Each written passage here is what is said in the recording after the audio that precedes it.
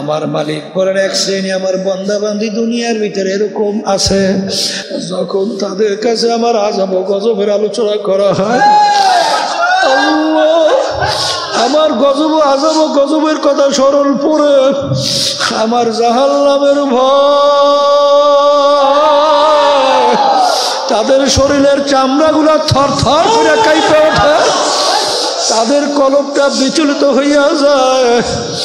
বাজার কই গুনার পর গুনা তো কইরা যাইতেছি, কই তোমার আমার তো একটু চামড়াও মাওলার ভয় আযাব গজবের ভয় কাঁপলো না, এখন পর্যন্ত কামেল মোমেন হইতে পারো নাই। এই জন্য আমার বাজানদেরকে বলবো ইয়াকিন বাজান তিনটা দরজা, একটা হলো ইলমুল ইয়াকিন, আর একটা হলো আইনুল ইয়াকিন, আর একটা হলো হকুল ইয়াকিন।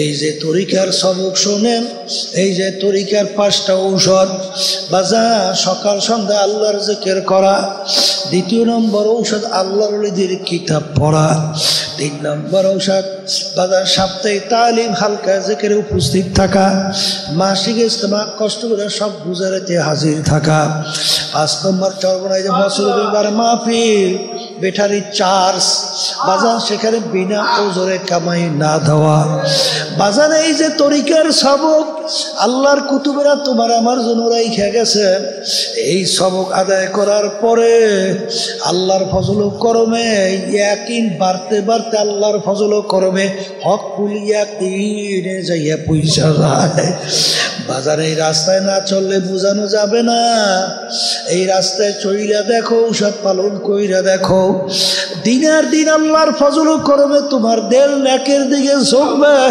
গুনার থেকে ফেরবে বাজার। আগে গুনাহ করতে তোমার কোনো দেল একটু বাধা দিত না, এখন গুনার কাজ সামনে আসলে শরীরে কম্পন শুরু হয়ে যায়।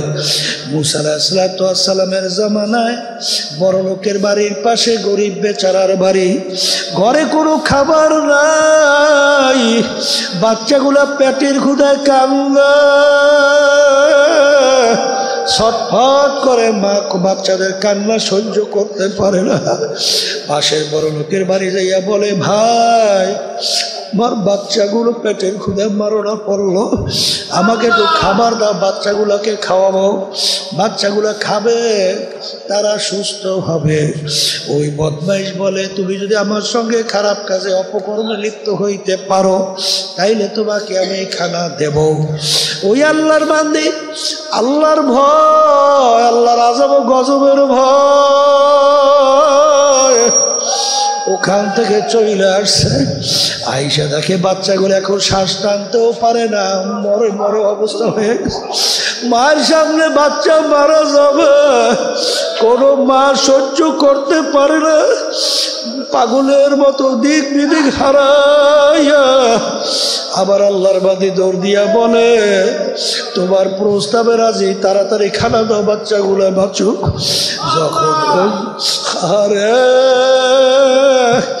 যখন অগ্রসর হইতেছে আল্লাহর বান্দির শরীরের মধ্যে থরথর করে কম্পন শুরু হয়ে গেল, ডাক দিয়া বলে ধনী বেচারা ব্যাপার কি, আপনার শরীরের কম্পন কেন শুরু হইল?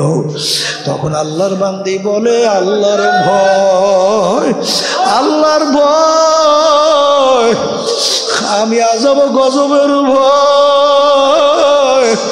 তাকশাইরু মিনহু জুলুদুল্লাযীনা ইয়াখশাউনা রাব্বাহুম সুম্মা তালিনু জুলুদুহুম ওয়া কুলুবুহুম ইলা যিকরিল্লাহ। আমার মালিক বলে এক শ্রেণী এরকম আমার বান্দা বান্দি আছে, যখন তাদের কাছে আমার আযাব ও গজবের আলোচনা করা হয়, যখন তাদের কাছে জাহান্নামের আযাবের গজবের আলোচনা হয়, তখন তাদের শরীরের চামড়াগুলা থরথর করে এ কবরের যাত্রীরা। আমার আব্বাজান রহমাতুল্লাহ আলাইহি বলতেন যেই মামলার তদবির নাই ওই মামলারও কিন্তু খালাস নাই। মাটির চাকার থেকে গোলাপ ফুলের ঘেরান আসে, যদি জিজ্ঞাসা করা হয় মাটির চাকা তুমি কিরকম মেশক আম্বা না কোনো গোলাপ ফুল না কি সুগন্ধি, পরিচয় দাও। মাটির চাকা উত্তর দেয় আমি নিছক একটা মাটির চাকাই, কিন্তু আমার সঙ্গে একটা গোলাপ ফুল ফুইটা লাই গেছিল। ওই গোলাপ ফুলের ঘ্রাণ আমার ভিতরে ঢুকতে ঢুকতে এখন আমি সাধারণ মাটির চাকা নাই, গোলাপ ফুলে পরিণত হয়েছি। এইভাবে হানজালা রাদিয়াল্লাহু তাআলা আনহু তাড়াহুড়া করে রওনা করছেন আল্লাহর হাবিবের সঙ্গে দেখা করবে সাল্লাল্লাহু আলাইহি ওয়াসাল্লাম। পথের মধ্যে ওমর ফারুক রাদিয়াল্লাহু তাআলা আনহুর সঙ্গে দেখা। ওমর রাদিয়াল্লাহু তাআলা আনহু বলতেছিলেন, ভাই হানজালা কোথায় রওনা করছো? আল্লাহ রাসূল সাল্লাল্লাহু আলাইহি ওয়াসাল্লামের সঙ্গে দেখা করার জন্য। কি ব্যাপার? বলে আমি হানজালা তো মুনাফিক হয়ে গেছি। বলে তুমি মুনাফিক হলা কিভাবে? বলে যখন আল্লাহর হাবিবের সামনে থাকি, তার দরবারে থাকি, তখন আমার দিলের যে অবস্থা থাকে মনে হয় যেন বেহেশত জাহান্নাম আমার সামনে। কিন্তু যখন তার সোহবত থেকে দূরে আসি, বাড়িতে, রাস্তাঘাটে, বাজারে, তখন এই হালাত তো আর আমার থাকে না। আল্লাহ রসুলের সামনে থাকলে এক অবস্থা, বাহিরে গেলে আর এক অবস্থা।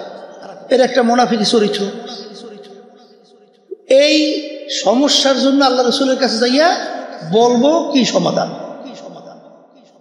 ওমর রাদিয়াল্লাহু তাআলা বলতেছিলেন, ভাই হানজালা যদি এই অবস্থা তুমি মুনাফিক হও, তাহলে আমিও তো ওমর মুনাফিক হয়ে গেছি, আমার তো একই অবস্থা। দোনোজন একত্রিত হয়ে যখন গেলেন, আল্লাহ রাসূল সাল্লাল্লাহু আলাইহি ওয়াসাল্লাম মিসকি দেখে হাসতে আছে, মিসকি মিসকি হাসে। ওমর, হানজালা কেন আসছো? আল্লাহ রাসূল সাল্লাল্লাহু আলাইহি ওয়াসাল্লাম, আমরা মুনাফিক হয়েছি। কেমনে? আপনার সামনে থাকলে এক অবস্থা, বাহিরে আর এক অবস্থা। বলে এতে তোমরা মুনাফিক হও নাই। আমরা সামনে থাকা অবস্থায় তোমাদের যে দিলের হালাত থাকে, এইটা যদি সব সময় থাকতো, ফেরেশতারা রাস্তায় তোমাদের পায়ের নিচে পাখা বিছাইতো। এই অবস্থা কোনো সময় থাকবেও না, কামনা করাও ঠিক না। তাহলে সোহবত এমন এক জিনিস, যারা সংস্পর্শে গেছে তাদের ভুক্তভোগী ছাড়া আলোচনা করে বোঝানো সম্ভব না। কথা ঠিক কিনা? উত্তরবঙ্গে গেছিলাম, এখন বর্তমানে মাহফিল করার অনেক বাধা নিষেধের শেষ নাই, তাই সেখানে আমাদের মাহফিল করতে দেবে না। এলাকার একজন খুব উল্লেখযোগ্য নামি দামি ব্যক্তি, সে বলতেছে পিসে হুজুর সর্বনয় মাহফিল আমি করাবই। ও নিজে ঝুঁকি নিয়ে মাহফিলের ব্যবস্থা করছে, আলহামদুলিল্লাহ। সে বলতেছিল স্টেজে মাইকের মধ্যে সর্বনয় সম্পর্কে আলোচনা করতেছিল যে আমার জীবনে আমি কোনোদিন পশ্চিমে সেজদা দেই নেই, কিন্তু এই সরমনের ময়দান আল্লাহ কবুল করার পরে যাওয়ার পরে ওই প্রথম জীবনে সেজদা দিছি পশ্চিম থেকে আল্লাহর সামনে। ওই থেকে আমার নামাজ শুরু করছে। জীবনেও সেজদা দেয় নাই। যখন ওখানে জাকিরিন আল্লাহ ওয়ালা সাদিকিনদের সঙ্গে যখন সংস্পর্শে গেছিল, তখন তার দিল পুরোপুরি ঘুইরা এখন আল্লাহ মুখী হয়ে গেছে। এই জন্য আমার ভাইদেরকে বলবো,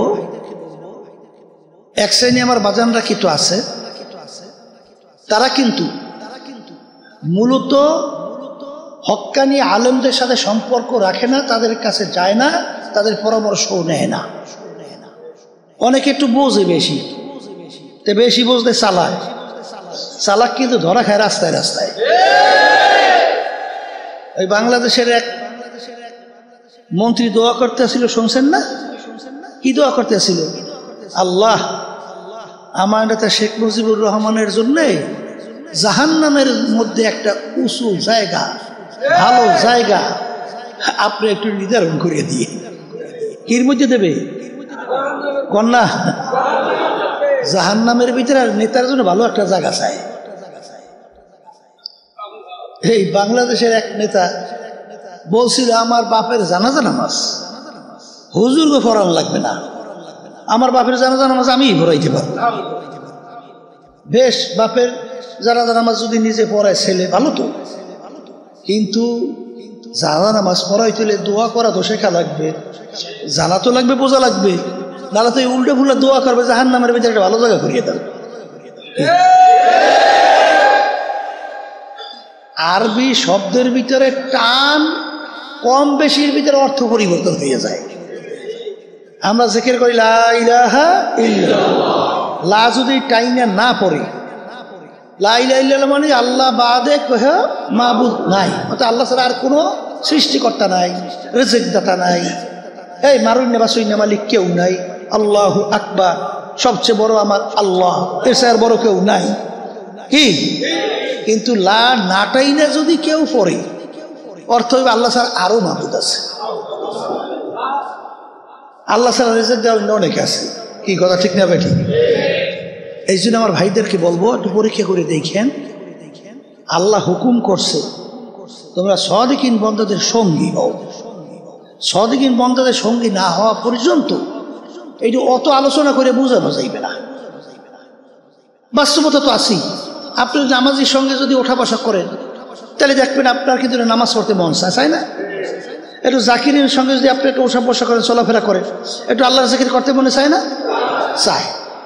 আর যদি মিথ্যাবাজ, জুলুমবাজ এবং বিভিন্ন সন্ত্রাসী সঙ্গে চলাফেরা করে তাহলে তো ওই চরিত্র আপনার ভিতরেও ঢোকে।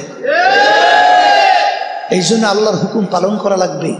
আল্লাহ বলছেন ওয়াকুনু মাস, তোমরা সাদিকিন বান্দাদের সঙ্গী হইয়া যাও। অত চালাকি সব জায়গায় চলে না মেয়া। এই জন্য আমার দাদা রহমতুল্লাহ আলাই বলতেন, আব্বার মুখে শুনছি মুরব্বীরাও বলতেন, এই যার মুরব্বী নাই ওর মুরব্বী হয় শয়তান। আসলেই তো শয়তান হয় না? শোনেন,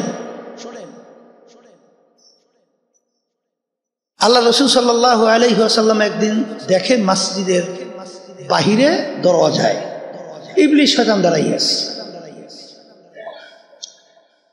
আল্লাহ রসুল সাল্লাল্লাহু আলাইহি ওয়াসাল্লাম, ইবলিস এখানে কি? বলে আল্লাহ রসুল মসজিদের ভিতরে ঢুকবো, ওই নামাজ পড়ে নামাজ নষ্ট করবে, ঢুকো না কেন? বলে পাশে যে ওই আলেম লোকটা ঘুমাই আছে, লোকটা আলেম, লোকটা কি তার ভয়তে ঢুকি না। কি ব্যাপার, তুমি ঘুমান্ত লোকের ভয় পাও না? না, তুমি ঘুমান্ত লোককে ভয় পাও, নামাজি লোককে ভয় পাও না, ব্যাপার? বলে হুজুর, যেই লোকটা নামাজ পড়ে ওই লোকটা মূর্খ, ওকে আমি বিভিন্ন কায়দায় কৌশল করে নামাজ নষ্ট করব, কিন্তু ওর ভিতরে যখন খটকা বাজবে তখন ওই যে ঘুমন্ত ব্যক্তি সে হইলে আলেম, তার কাছে যে জিজ্ঞাসা করে, ভাই আমি এইভাবে নামাজ পড়ছি, নামাজ কি হয়েছে? হুজুর তো বলবে যে না, নামাজ হয় নাই, এইভাবে পড়ো। তাই কষ্ট করে ওর নামাজ নষ্ট করব, তাহলে আমার কষ্টটাই তো বৃথা। এই জন্য ভয়তে ঢুকি না। তখন আল্লাহ রসুল সাল্লাল্লাহু আলাইহি ওয়াসাল্লাম হাদিস বয়ান করেন, নাউমুল আলেমে খায়রুম মিন ইবাদাতিল সাহিব, অর্থাৎ হক্কানি আলেমদের ঘুমও মূর্খের ইবাদতের চেয়েও উত্তম। এই ক্ষেত্রে যে আমার আব্বাজান রহমতুল্লাহ আলাই বলতেন, চরমনার কোন মুজাহিদ, কোন মুরিদ মূর্খ থাকতে পারবে না। আর মূর্খ থেকে বাঁচার জন্যে আলেমের সংস্পর্শে যাওয়া লাগবে না, নাহলে আপনি মূর্খ থেকে পরিত্রাণ পাইবেন কিভাবে? আমার মনে আছে, গেছিলাম চুয়াডাঙ্গা, বুঝছেন, হজরের নামাজ। এখন মসজিদের ভিতরে, মাদ্রাসার মসজিদের ভিতরে নামাজের সময় একজন আমাদের চরমনের মুজাহিদ তাকে সামনে দিয়েছে নামাজ পড়াবার জন্য। এখন আমার দিলে ভিতরে খটখটানি শুরু হয়েছে যে এ তো আলেম না, তেলাওয়াতের ভিতরে কোন ভুল করে না কি করে, নামাজ নষ্ট হবে। কিন্তু আল্লাহর রহমতে যখন নামাজ শুরু করলো, এমন সুন্দর তেলাওয়াত, শুই না কলিজা ঠান্ডা হয়ে গেছে। আমাদের সর্বনাইতে আমার ওস্তাদ ওই সময় বিএসসি ফার্স্ট ক্লাস পেয়েছে, বড় অফিসার। কিন্তু এই অফিসার বড় দায়িত্ব পালন করতে যাইয়া দেখে বিভিন্ন কায়দায় দুর্নীতি করা লাগে, বিভিন্ন কায়দায় সমস্যা, আল্লাহর হুকুম নবীর তরিকা অনুযায়ী চলা যায় না। ওই চাকরি ছাইরা সর্বনাই মাদ্রাসায় যাই শিক্ষক হয়েছে, অঙ্কের শিক্ষক। আমিও স্যারের কাছে বসছি, বিএসসি স্যার। তার উপাধি দেশে আমাদের সর্বনাইতে শুনছি বিএসসি মুফতি। বিএসসি মুফতি বলছে, অর্থাৎ আল্লাহ তাকে এত এই দিনের উপরে জ্ঞান দান করছে, অনেক কঠিন কঠিন মাসালা স্যারের কাছে জিজ্ঞেস করলে টপ টপ করে বলে ফেলাইছে। এইটা হয়েছে কেমনে? সোহবতের কারণে হয়েছে। এই কথা ঠিক না? ঠিক। এই জন্য আমার ভাইদেরকে বলবো, পর্দা আলে মা বোনরা যারা শুনতেছেন, আল্লাহ রাব্বুল আলামিনের হুকুম, তোমরা সাদিকিন বান্দাদের সঙ্গী হও। সাদিকিন বান্দাদের সঙ্গী হইলে কি উপকার হয়? সোহবতে সালেহ তোরা সালেহ কুনাদ, সোহবতে সালেহ তোরা সালেহ কুনাদ। এক জামানা সোহবতে বা আউলিয়া বেহতার সাদ সালে তাহাত বেরিয়া। 100 বছর আপনি নফল ইবাদত করবেন, যেই পরিমাণ 100 বছর নফল ইবাদতের পরে আপনি লাভবান হইবেন, অল্প সময়ের জন্য আপনি হক্কানি আলেমদের যদি সংস্পর্শে থাকেন, তার চেয়ে বেশি লাভবান হইতে পারবেন। এই জন্য আমার ভাইদেরকে বলবো, একটু পরীক্ষা করে দেখেন যে এই এলাকার ভিতরে অনেক আমার ভাইরা আছে যাদের কাছে আগে নামাজ ভালো লাগতো না, রোজা ভালো লাগতো না, আল্লাহর হুকুম নবীর তরিকা অনুযায়ী চলতে ভালো লাগতো না। এখন আল্লাহর ফজল কোরআনে হুশ থাকতে, জীবন থাকতে 5 ওয়াক্ত নামাজ ছাড়তে পারে না। আছে না নাই? দেখবেন আগে বিভিন্ন জুলুমের ভিতরে লিপ্ত ছিল, আল্লাহর ফজল করে এখন জুলুম ছাড়িয়ে দিস। আগে বিভিন্ন মিথ্যার মধ্যে, বিভিন্ন ধোঁকাবাজি, ষড়যন্ত্রের ভিতরে, চাঁদাবাজির ভিতরে বিভিন্ন কাজে লিপ্ত ছিল, এখন আল্লাহর ফজল সব ছাড়িয়ে দিস। এইটা কি কারণে হয়েছে? সোহবতের কারণে। জোরে বলেন, কথা ঠিক না ভাই? ঠিক। এই জন্য আমার ভাইদেরকে বলবো, যদি ভালো হইতে চান আর যদি জাহান্নাম থেকে বাইসে জান্নাতে যাইতে চান, আল্লাহর হুকুম কিন্তু মানা লাগবে। আল্লাহর হুকুম না মানা পর্যন্ত আপনি কখনোই আপনার যে চিন্তা, লক্ষ্য, উদ্দেশ্য কখনোই পৌঁছতে পারবেন না। সম্ভব? তাহলে আল্লাহ বলছেন যে তোমরা সাদিকিন বান্দাদের সঙ্গী হও, আর আপনি হন নাই, তাহলে আপনি লক্ষ্যে পৌঁছবেন কিভাবে? কোনোদিন সম্ভব না। এই কথা ঠিক না? ঠিক। এই জন্য আমার ভাইদেরকে বলবো, বিশেষ করে পর্দা আলে মা বোনরা যারা শুনতেছেন, একটু পরীক্ষামূলক দেখেন, সাদিকিন বান্দাদের সংস্পর্শে যাওয়ার পরে আপনার দিলের অবস্থানটা পরিবর্তন আল্লাহর বদলে হবেই, কোনো সন্দেহ না। এরপরে আমি আপনাদেরকে বিশেষ করে বলবো যে দিন রাত্র যত যায়, কিয়ামতের দিকে ততই তো আগাইয়ে যাইতেছে সময়, ঠিক কি না? আজকে বাংলাদেশের মধ্যেও দেখবেন অনেক মুসলমান সন্তান পর্যন্ত তাদের কাছে ইসলামের নীতি আদর্শ, তাদের কাছে আল্লাহ আল্লাহ রসুলের কথা ভালো লাগে না। কথা ঠিক না? ঠিক। তাদের কাছে এখন ভালো লাগে পাশ্চাত্যের, বিজাতিদের কালচার। তাদের কাছে আজকে ভালো লাগে বিজাতিদের, পাশ্চাত্যের নিয়ম নীতি, আদর্শ, আচরণ। এটা কি ভালো লক্ষণ না খারাপ লক্ষণ? হ্যাঁ, আজকে ভালোই লাগছে। ওই যখন সংলাপ করছিলাম আজকে, শুনছেন না? আজকে সংলাপ করছিলাম, বিভিন্ন দলীয় নেতারা আসছে, তা 2-1 কর্নেল বক্তব্য রাখছিল। এই তারা হইল রিটায়ার্ড পার্সন, তারা বলতেছে যে আমার বলতে এত ভয় কিসে যে আমি একজন মুসলমান, আমি একজন মুসলমান, এই পরিচয় দিতে আমার দুর্বলতা কেন? হ্যাঁ, এই জন্য আমার ভাইদেরকে বলবো যে আমি সেদিনকে আরো কোন ছাত্রদের এক প্রোগ্রামে বলছিলাম না, কোন জায়গায় জানি, যে সর্বপ্রথম আমাদের গুরুত্ব দিতে হবে এবং পরিচয়টা আমার ভিতরে বদ্ধমূল করতে হবে যে আমি একজন মুসলমান। আর যখন আমি বলবো আমি মুসলমান, তখনই মুসলমানদের কোনো কাজ আছে না নাই? মুসলমান শব্দের অর্থ তো বোঝা লাগবে। মুসলমান একটা আরবি শব্দ। কি শব্দ? এই ইংরেজিতে বলা হয় সারেন্ডার। ইংরেজি কি? আর বাংলা অর্থ হলো আত্মসমর্পণ। এর নাম হলো মুসলমান। কথা ঠিক নেবে? ঠিক। আচ্ছা, আত্মসমর্পণ, সারেন্ডার, এই কার কাছে সারেন্ডার করবেন? আমরা ঈমান আনার সময় কি পড়ছিলাম? লা ইলাহা ইল্লাল্লাহু মুহাম্মাদুর রাসূলুল্লাহ, লা মাকসুদা ইল্লাল্লাহ, লা মাহবুবা ইল্লাল্লাহ, লা মাশুকা ইল্লাল্লাহ, লা ইলাহা ইল্লাল্লাহ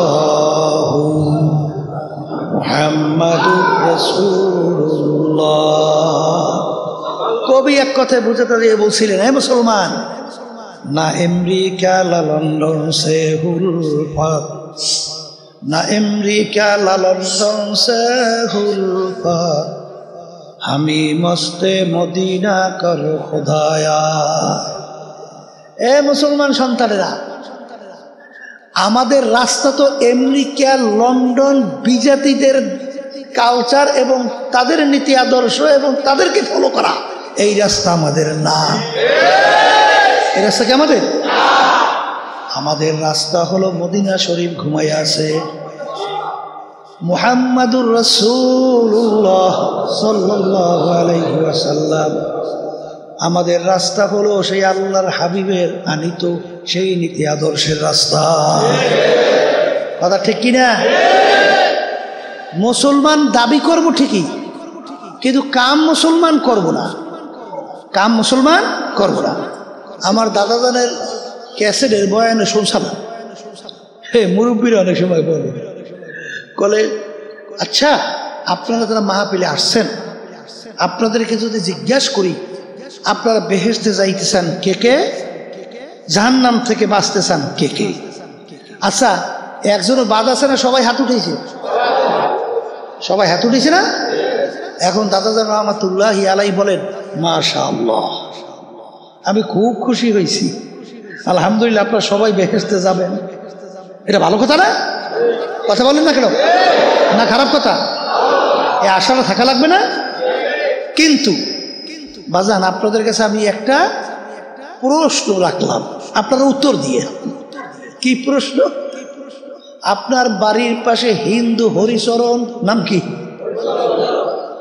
হরিচরণও দাড়ি কামায়, তুমিও দাড়ি কামাও। হরিচরণ সুন্নাত তরিকায় চলে না, তুমিও সুন্নাত তরিকায় চলো না।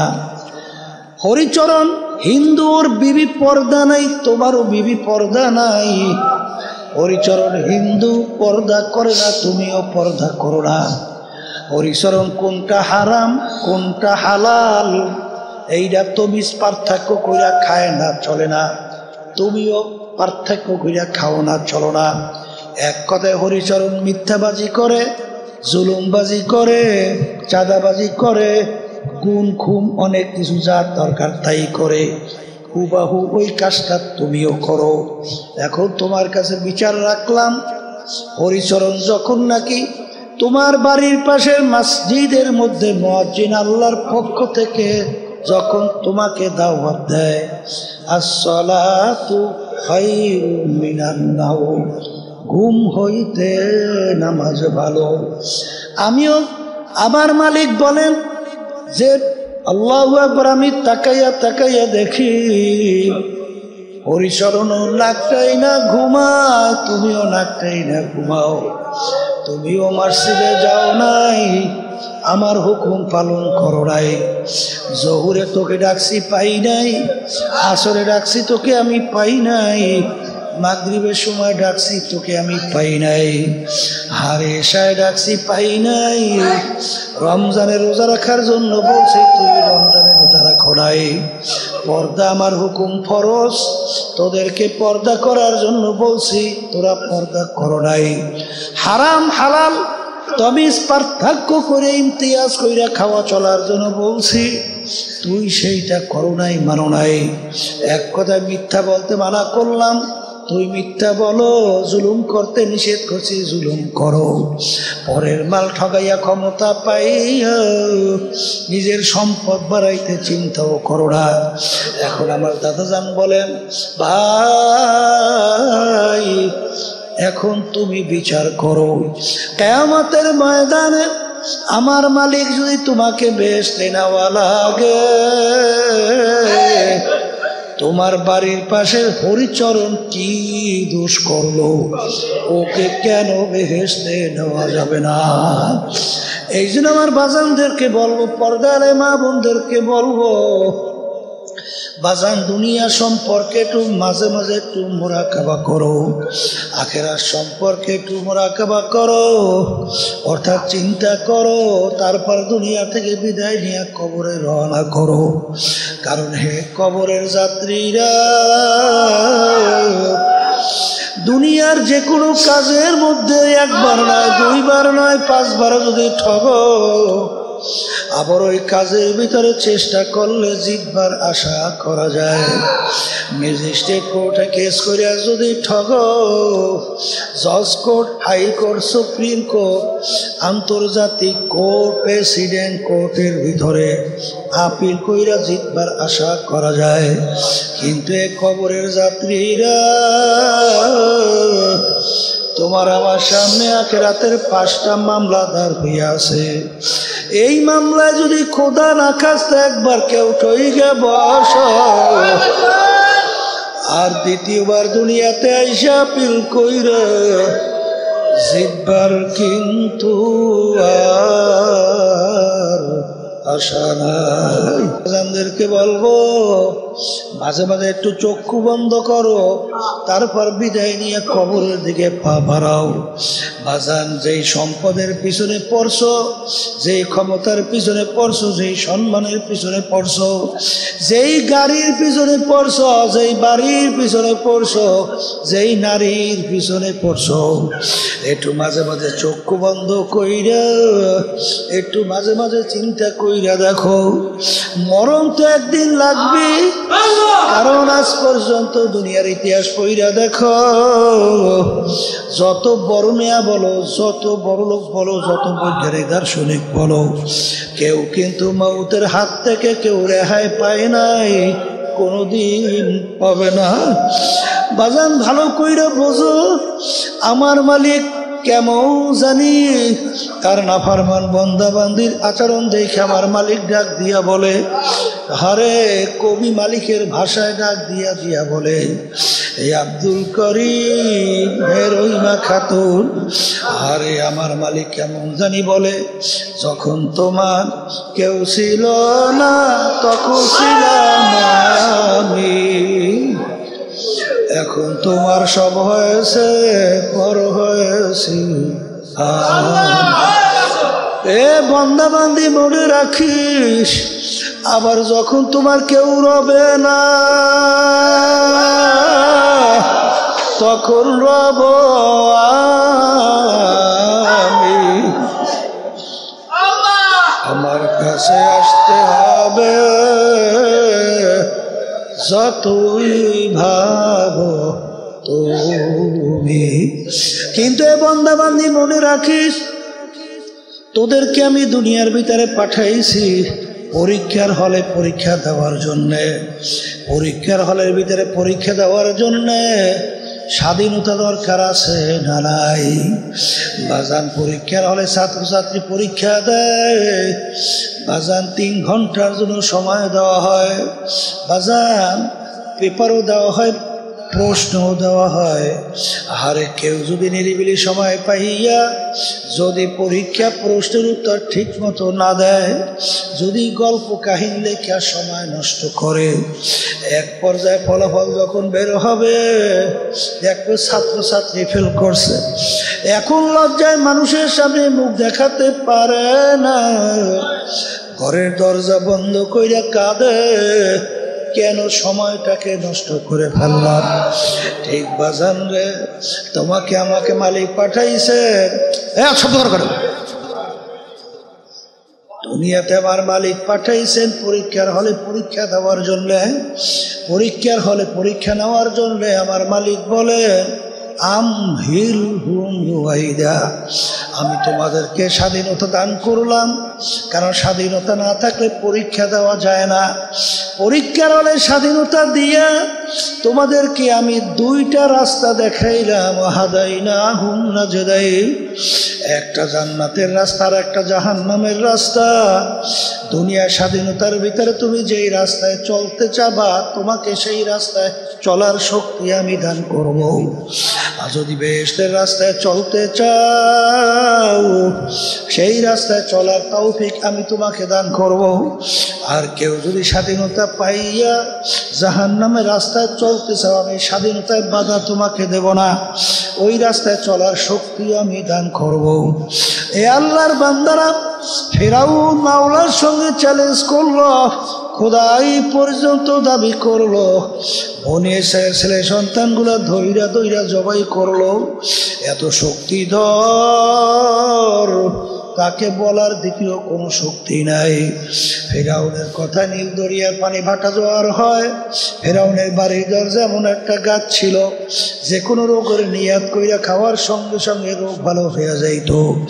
আমার মালিক ফিরআউনকে দুনিয়ার ভিতরে এমন আরামে রাখলো, ইতিহাসের ভিতরে দেখা যায় 750 বছরের মধ্যে ওর একদিন সর্দি জ্বর হয় নাই, এত আরামে রাখলো আমার মালিক। কিন্তু যখন ওর স্বাধীনতার হায়াতের বেড়া পার হইয়া গেল, আমার মালিক ওকে নীল দরিয়ার ভিতরে ফালাইয়া চুবাইয়া চুবাইয়া তারপর মারছিল। সাদ্দাত মাওলার সঙ্গে চ্যালেঞ্জ করলো, দুনিয়ায় ওর বেহেশত তৈরি করলো, মাওলার সঙ্গে চ্যালেঞ্জ করলো। আমার মালিকের সঙ্গে টিটকারি, মালিকের বেহেশতে যাবে না। বেহেশত কমপ্লিট দেখার জন্য দলে বলে যখন গেল, দেখে বেহেশতের দরজায় বাজান বুড়া দাঁড়াইয়া অপেক্ষা করতেন। আরে সাদ্দাতের মেজাজ টন, কে বুড়া আমার বেহেশতের দরজা দাঁড়াইয়া আছে। আরে বুড়া ডাক দিয়া বলে, ও সাদ্দাত, আমি আজরাইল আছি তোর জান কবজ করার জন্য। আজরাইলের কথা শুই না, শরীরের ভিতরে থর থর করে কম্পন শুরু হয়ে গেল। ভাই আজরাইল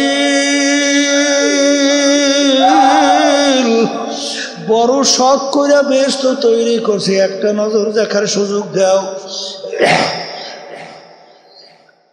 কথার কথা সালাম বলে, ওরে খবিস, আরে আমার মালিকের সমস্ত নেয়ামত ভোগ কইরা স্বাধীনতা পাইয়া ধরাকে সরা জ্ঞান মনে করলি না। আমার মালিকের দেওয়া নেয়ামত চক্ষু দিয়া দেখছো, যাদের চক্ষু নাই তারা বোঝে চোখের কত মূল্য। আরে আমার মালিকের জবান দিয়া কথা বলছো, আমার মালিকের দেওয়া জবান দিয়ে কথা বলছো, যাদের জবান নাই, যারা বোবা তারা বোঝে যে কথা বলার কি মর্ম। আমার মালিক তোমাকে আমাকে নেয়ামত কান দান করলো, যারা শোনে না তারা বোঝে কান কত বড় নেয়ামত। বাজার অনেক বড় লোক আমাদের সামনে বাচ্চাদেরকে নিয়ে আসে, ফুট করে সুন্দর চেহারা, ওদিকে বাপের চক্ষু দিয়া বাইয়া বাইয়া টপ টপ করে পানি পড়ে। জিজ্ঞাসা করি ব্যাপার কি? কান দেওয়ার বলে, হুজুর আমার মালিক ওকে প্রতিবন্ধী বানাইছে। আজকেও একটু আগে এক প্রতিবন্ধী একটা মেয়েকে নিয়ে আসছে, বা হুজুর 8 বছরের মতো বয়স, এইরকম ভাবে স্বাভাবিক বুঝে না। এ কপাল পোড়ারা আজকে দুনিয়ার স্বাধীনতা পাইয়া, ক্ষমতা পাইয়া, দলের নেতা নেত্রী পাইয়া, আজকে সম্পদ পাইয়া, বাড়ি গাড়ি পাইয়া, আরামায়েশ পাইয়া ধরাকে সরা জ্ঞান মনে করো না। কিন্তু একটু মাঝে মাঝে চিন্তা করে একটু চক্ষু বন্ধ করে মোরাকাবা করো। আমার মালিক ইচ্ছা করলে তোমাকে আমাকে প্রতিবন্ধী বানাইতে পারতো কি পারতো না? আমার মালিক তোমাকে আমাকে বেড়ে নেয়ামত দান করলো, এই নেয়ামত দান করছেন আমার মাওলা। এই দুনিয়াদার পাগল, আমার মালিক নেয়ামত দান করলে বাতাস টানলাম এবং ছাড়লাম।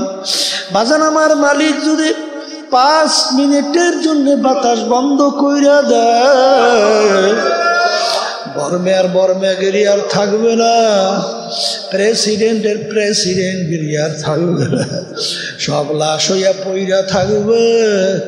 এই বাতাস নেয়ামত আমার মাওলা। এক কথায় মাঝে মাঝে একটু চিন্তা করো, মুরাকাবা করো। আইন তাউদ্দু নেমাতুল্লাহি লা তুহসুহা, আমার মালিকের নেয়ামত গণনা করে কোনদিন শেষ করতে পারবা না। এই জন্য আমার ভাইদেরকে বলবো, পর্দারে মা বোনদেরকে বলবো, আরে সাদ্দাত বলে ভাই আজরাইল একটা নজর দেখার সুযোগ দাও। আজরাইল সালাতু আসসালাম বলে, ওরে খবির, আমার মালিক তোকে দুনিয়াতে পাঠাইছিল, স্বাধীনতা দান করছিল, তোকে 2টা রাস্তায় আমার মালিক নবীদের মাধ্যমে তোদেরকে দেখাইছিল। দুনিয়ার আনন্দ মোহে, দুনিয়ার মহব্বতে আখেরাতকে বলছ, আমার মালিকের হুকুম হয়ে গেছে তোকে ধৈর্য নেওয়ার জন্য। 1 সেকেন্ড আগেও হবে না, পরেও হবে না। ইদা জাআ আজালুহুম লা ইস্তাখিরুনা সাআতান ওয়া লা ইস্তাকদিমুন। ওরে খবিস, 1 সেকেন্ড আগে পরে হবে না কইয়া যখন খপ কইরা রুহটাকে ধরলো, ধৈরা টান দিয়া বের কইরা নিয়ে গেল, সাদ্দাতের ধরটা জমিনের ভিতরে কইরা রইল। এ বড় লোক আমার বাবারা, হে বড় লোক আমার বাবারা, সম্মানিত আমার বাবারা, হে কবরের যাত্রীরা, মনকে বুঝাও বুঝাও। দুনিয়ার ভিতরে এমন কোনো জাতি নাই যে পরকাল বিশ্বাস করে না। হিন্দুরাও করে, খ্রিস্টানরাও করে, অন্যান্য বিজাতিরাও করে, আমরা মুসলমানরাও করি। কিন্তু আজ পর্যন্ত মুসলমান জাতি ছাড়া চ্যালেঞ্জের মাধ্যমে বুক ফুলাইয়া গলা টান করে কেউ দুনিয়ায় বাঁচতে পারে নাই। এ মুসলমান আমার বাবারা, আজকে মুসলমানের ঘরে জন্মগ্রহণ কইরা কিয়ামতের ময়দানে খোদা না খাস্তা যদি জাহান্নামের শিকল হাতে পায় লাগে, এর সে কপাল পোড়ার সারে বাহানে হইতে পারে না। এই জন্য বাজান আমার আব্বাজান রহমাতুল্লাহ আলাইহি প্রায় বলতেন, যেই মামলার তদবির নাই সেই মামলারও কিন্তু খালাস নাই। আসলে তোমার আমার ইমান দুর্বল, এই জন্য গুনার পর গুনাহ করতেছে, এটা চিন্তাও আসে না, চোখেও পানি আসে না, বাপের জন্য চেষ্টাও নাই। ওদিকে আল্লাহর ওলির ইতিহাস পইরা দেখো বাজার, একটা গুনাহ হয়ে যাওয়ার পরে পাগলের মতো অস্থির হইয়া কাঁদে আর মালিকের দরবারে হাত উড়াইয়া মালিকের দরবারে মাপ চায় আর কান্দে। আদম আলাইহিস সালাতু ওয়াস সালাম, আমার মালিক হুকুম করলো গন্ধম খাইও না, গন্ধম খাইছে। দুনিয়ার ভিতরে আসলো বাজান, আল্লাহ এমন লজ্জা, 2 চোখের পানি বাইয়া বাইয়া টপ টপ কইরা পড়ে। বাজান ইতিহাসে দেখা যায় আকাশের দিকে মুখ কইরা লজ্জায় তাকাইতো না। আরে এক শ্রেণী আমার বাবারা, পর্দালে মা বোনেরা, বাজার গুনার পর গুনাহ কইরা যাইতেছি, একটু চিন্তাও হয় না, একটু ঘোরাও বেকা হয় না। আমার মালিক বলেন এক শ্রেণী আমার বান্দা বান্দি দুনিয়ার ভিতরে এরকম আছে তাকশাইরু মিনহু জুলুদুল্লাযীনা ইয়াখশাউনা রাব্বাহুম সুম্মা তালিনু জুলুদুহুম ওয়া কুলুবুহুম ইলা যিকরিল্লাহ। এক শ্রেণী আমার বন্দাবাদী দুনিয়ার ভিতরে এরকম আছে যখন তাদের কাছে আমার আযাব ও গজবের আলোচনা করা হয়, আল্লাহ আমার গজব আযাব ও গজবের কথা স্মরণ পড়ে আমার জাহান্নামের ভয়, তাদের শরীরের চামড়াগুলা থরথর করে কাঁপে ওঠে, তাদের কলবটা বিচলিত হইয়া যায়।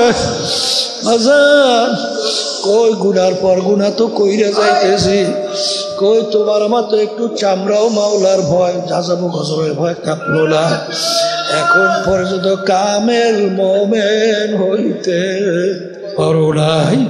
এই জন্য আমার বাজানদেরকে বলবো ইয়াকিন বাজান তিনটা দরজা, একটা হলো ইলমুল ইয়াকিন, আর একটা হলো আইনুল ইয়াকিন, আর একটা হলো হকুল ইয়াকিন। এই যে তরিকার সবক শোনেন, এই যে তরিকার 5টা ঔষধ বাজা, সকাল সন্ধ্যা আল্লাহর জিকির করা, 2 নম্বর ঔষধ আল্লাহর ওলিদের কিতাব পড়া, 3 নম্বর ঔষধ বাজার সাপ্তাহিক তালিম হালকা জিকিরে উপস্থিত থাকা, মাসিক ইজতেমা কষ্ট করে সব গুজারাতে হাজির থাকা, 5 নম্বর চরবনাই যে বছর 2বার মাহফিল ব্যাটারি চার্জ বাজার, সেখানে বিনা ওজরে কামাই না দেওয়া বাজার। এই যে তরিকার সবক আল্লাহর কুতুবেরা তোমার আমার জন্য রাইখা গেছে, এই সবক আদায় করার পরে আল্লাহর ফজল ও করমে ইয়াকিন বাড়তে বাড়তে আল্লাহর ফজল ও করমে হকুল ইয়াকিনে যাইয়া পয়সা যায়। বাজারে এই রাস্তায় না চললে বোঝানো যাবে না, এই রাস্তায় চইরা দেখো, ঔষধ পালন কইরা দেখো, দিনের দিন আল্লাহর ফজল ও করমে তোমার দেল নেকের দিকে ঝুঁকবে, গুনার থেকে ফেরবে। বাজার আগে গুনাহ করতে তোমার কোনো দেল একটু বাধা দিত না, এখন গুনার কাজ সামনে আসলে শরীরে কম্পন শুরু হয়ে যায়। মুসা আলাইহিস সালামের জামানায় বড় লোকের বাড়ির পাশে গরিব বেচারার বাড়ি, ঘরে কোনো খাবার নাই, বাচ্চাগুলা পেটের ক্ষুধায় কান্দে, ছটফট করে মা বাচ্চাদের কান্না সহ্য করতে পারে না। পাশের বড় লোকের বাড়ি যাইয়া বলে, ভাই আমার বাচ্চাগুলো পেটের ক্ষুধায় মারণা পড়লো, আমাকে তো খাবার দাও, বাচ্চাগুলোকে খাওয়াবো, বাচ্চাগুলো খাবে, তারা সুস্থ হবে। ওই বদমাইশ বলে, তুমি যদি আমার সঙ্গে খারাপ কাজে অপকর্মে লিপ্ত হইতে পারো তাইলে তোমাকে আমি খানা দেব। ওই আল্লাহর বান্দি আল্লাহর ভয়, আল্লাহর আযাব ও গজবের ভয় ওখান থেকে চলে আসছে, আইসা দেখে বাচ্চাগুলো এখন শ্বাস টানতেও পারে না, মরে মরে অবস্থা হয়ে গেছে। মায়ের সামনে বাচ্চা মারা যাবে, কোনো মা সহ্য করতে পারে না, পাগলের মতো দিক বিদিক হারাইয়া আবার আল্লাহর বাদী দৌড় দিয়া বলে, তোমার প্রস্তাবে রাজি, তাড়াতাড়ি খানা দাও, বাচ্চাগুলো বাঁচুক।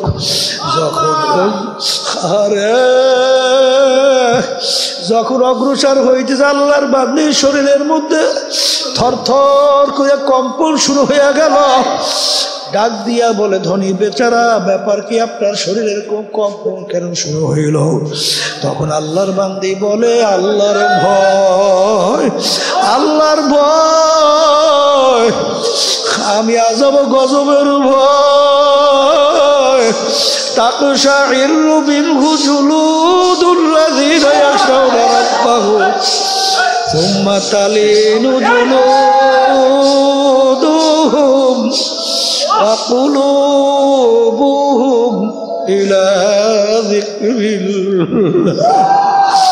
আমার মালিক বলে, এক শ্রেণী এরকম আমার বান্দা বান্দি আছে, যখন তাদের কাছে আমার আযাব ও গজবের আলোচনা করা হয়, যখন তাদের কাছে জাহান্নামের আযাবের গজবের আলোচনা হয়, তখন তাদের শরীরের চামড়াগুলা থরথর করে এ কবরের যাত্রীরা, আমার আব্বাজান রহমাতুল্লাহ আলাইহি বলতেন, যেই মামলার তদবির নাই ওই মামলারও কিন্তু খালাস নাই। এই কবরের যাত্রীরা, হে মুসলমান আমার বাবারা, পর্দার আড়ালের মা বোনেরা, কোরআনুল কারীম কিন্তু সত্য। বাজার আল্লাহর হাবিবের অল্প বয়সে দাড়ি মোবারক পাইকা গেল, পিঠ মোবারক গুজা হয়ে গেল।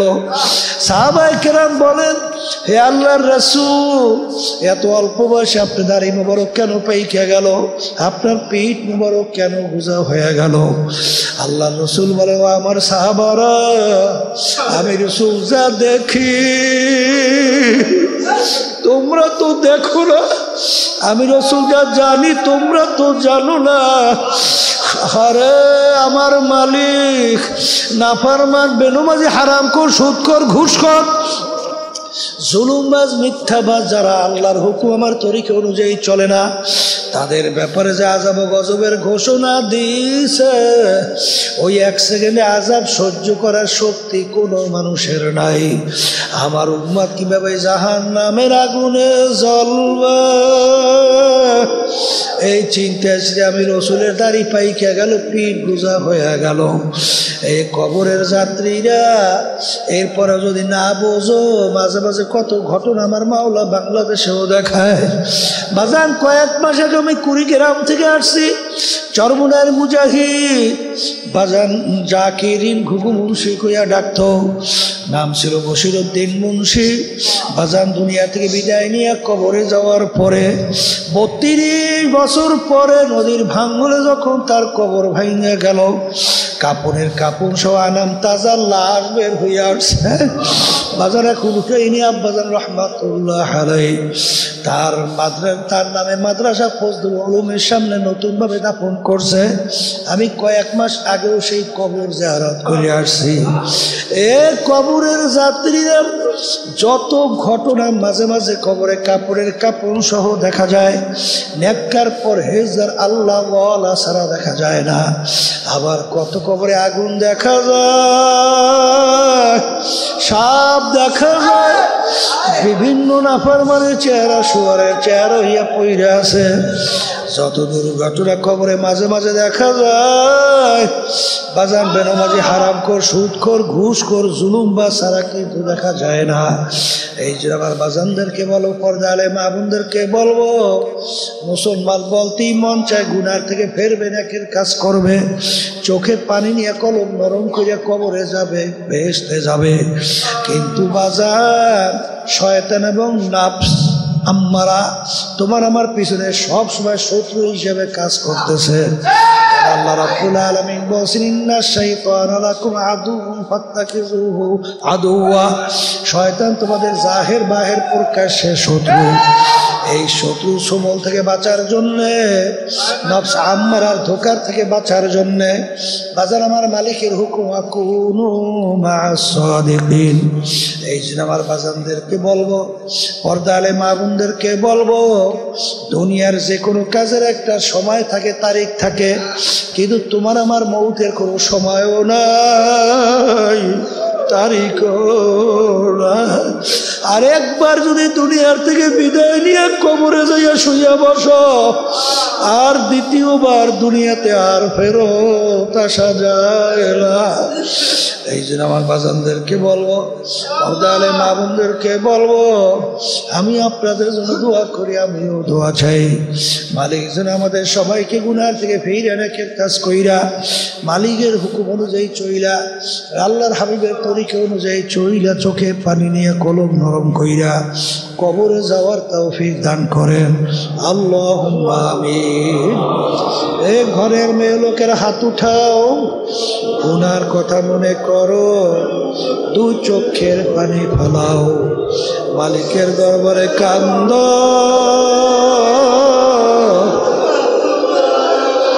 আর মালিকের দরবারে মাপ চাও। যদি কান্না না আসে, জোরে বল, একদিনে ঘরের দরজা দিয়া নতুন বউ হয়ে বসল। কত মেয়ে লোকে শরবত খাওয়াইলো, কত মেয়ে লোকে বাতাস করলো, আবার এমন একটা দিন আসবে এই ঘরের দরজা দিয়ে মরা লাশ হইয়া বের হবো, ছেলে কানবে মা মা, মেয়ে কানবে মা মা করে, জবাব তো আর দিলা আল্লাহ। আপনি একটু এই মসজিদের মাহফিলের মাঠে দিয়ে থেকে আপনার বন্ধুরা কিভাবে কাঁদলো,